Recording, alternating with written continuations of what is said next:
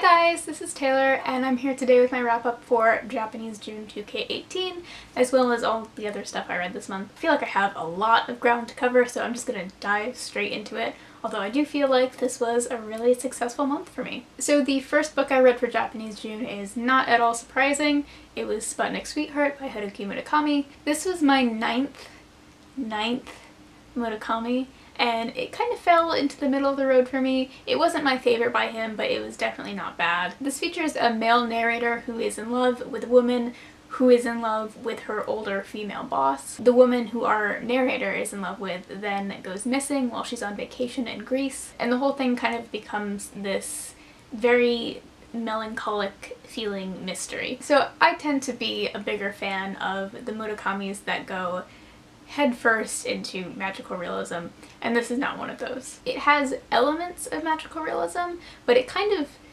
puts them out there and then immediately backs away from it, which gave it kind of a cool effect, but it just wasn't my favorite. Throughout most of this book it was feeling kind of like a 3-star to me, but then, like a lot of the Murakamis that I've read more recently, I feel like for whatever reason it suddenly got a lot better right at the end. I really like the way that this book ended. It touched me, and that's really interesting because it's not a very typical or conventional ending at all. So this ended up being more of a 4-star read to me, and I do feel like this is one of the more accessible Murakamis I've read, but at the same time it wasn't really a standout to me, just because to me the bar for Murakami is so high. Speaking of high bars, the next book that I read for Japanese June was Bending Adversity, Japan and the Art of Survival by David Pilling. I did a whole review on this, so I really recommend that you check that out if you want to find out more about this, because I'm going to keep it kind of brief here. Basically, this is one of the best nonfiction books I've ever read. This is a portrait of modern Japan culturally and economically, with a focus on the earthquake, tsunami, and nuclear disaster of 2011. It is so thoroughly researched. It features a ton of really solid interviews where the author is just asking the right questions. It shut down a lot of gross misconceptions that people have about Japan, misconceptions that exotify it or just peg it for something that it's not. This is just a piece of nonfiction with such integrity, and I'm so glad that I picked it up, and of course I highly recommend this if you're interested in getting a primer on modern Japan. I give this 5 stars. It's one of the best books that I've read so far this year. The next book I read for Japanese June was not on my original TBR for the month, but it is Plum by Andromeda, Romano, Lakhs. This just came out in June and it caught my attention right when it was about to go onto the shelf at the library. This is set in Japan's near future and focuses on the country's aging population. Many healthcare workers come from overseas in order to care for Japan's elderly, and we follow a Filipina nurse named Angie. She is a live-in nurse for a woman named Sayoko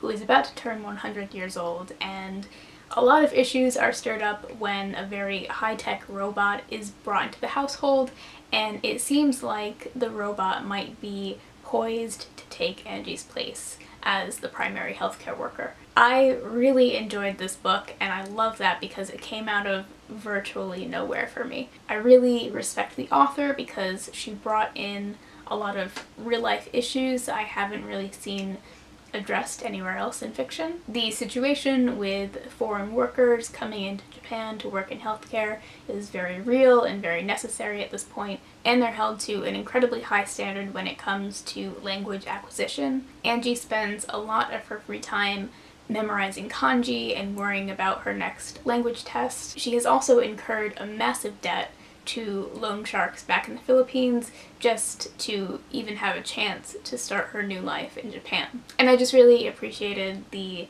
attention that the author brought to those types of issues. Of course, there's also the discussion of high technology here, and there are definitely some freaky moments that make you really question the role of technology in your life. And I think it did a good job of raising those questions while not really being like technophobic.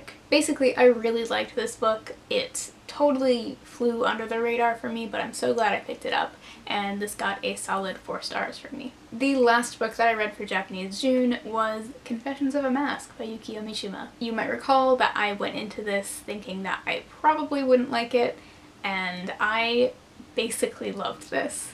I don't know what that means. This is set in the middle of World War II, and our main character is coming to terms with the fact that he is probably gay or bi, probably gay, and given the time and place, this is of course a very dark novel, only made darker by the fact that our main character's sexuality is so closely entwined with death and bloodshed that it's just fascinating to read about, like morbidly fascinating. The whole thing is just so tense and uncomfortable. He's overthinking every action, every interaction. It's just suffocating. There was definitely an air of pretension in the writing and maybe even some self-centeredness, but I enjoyed that. So I gave this 4 stars. I entertained the idea of 5 stars, but then I really didn't like the ending. I don't think it did anything with the material in the rest of the book. But yeah, I don't know what this means for my future with Mishima, but I'm glad that I enjoyed this as much as I did. I do want to say that I am continuing to read the Makioka Sisters by Junichiro Tanizaki. As I mentioned in my little Japanese June update video, I thought there was an audiobook for this.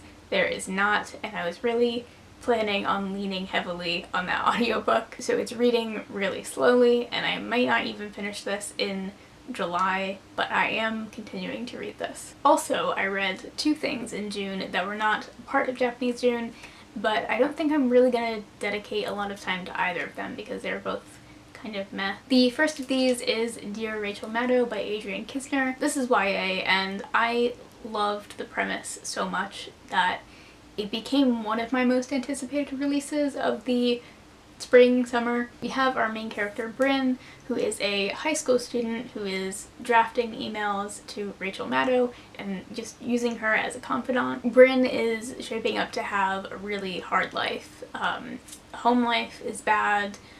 Her brother died of a drug overdose. She's going through her first breakup with a girlfriend and almost failing school. So she's using this letter writing as a coping mechanism. I love the setup so much, but I think it was just too young for me, too tropey, and I just didn't really enjoy the execution of this very much. I gave this 3 stars, but it has great reviews on Goodreads, so I don't know, maybe if you're a big YA person and this sounds interesting to you, maybe check it out. I don't know. And the last thing I read in June was Louisa Now and Then by Carol Morel, adapted by Mariko Tamaki. This is a brand new graphic novel, and honestly, I picked this up expressly because of Mariko Tamaki. This is basically the story of a 30-something-year-old woman who comes face to face with her 15-year-old self. They learn a lot from each other, even though they really don't get along very well. It's a pretty simple story. I wasn't really impressed by it. And honestly, it has some characteristics of a Tamaki graphic novel, but I just didn't think it was as good. I gave this 3 stars. It wasn't great, but it was decent to read over the weekend. And lastly for this month, I did officially DNF a book, and it was another one of the 10 books that I had challenged myself to read this year. I had challenged myself to at least start the Lord of the Rings series this year. I have attempted to read The Hobbit for the last 2 months at least, and I have consequently decided to remove the whole series from my TBR. I am obviously aware of how significant this series is and how much the world means to seemingly everyone. I can just tell at this point that it's not gonna happen. I've attempted to read this many different times when I was in an array of different moods. I feel like at this point that I was almost trying to read it like begrudgingly, which is really more of a disrespect than anything else. So I have officially decided to say that it's just not for me and to let those who enjoy it enjoy it. I didn't expect this video to take such a dramatic turn, but here we are. So that was how June went for me. Let me know how your month went. I would love to know. And just as a heads up, I will have another themed TBR next month for reasons that will become clear very soon. But it's gonna be an interesting reading month. I'll see you very soon. Bye!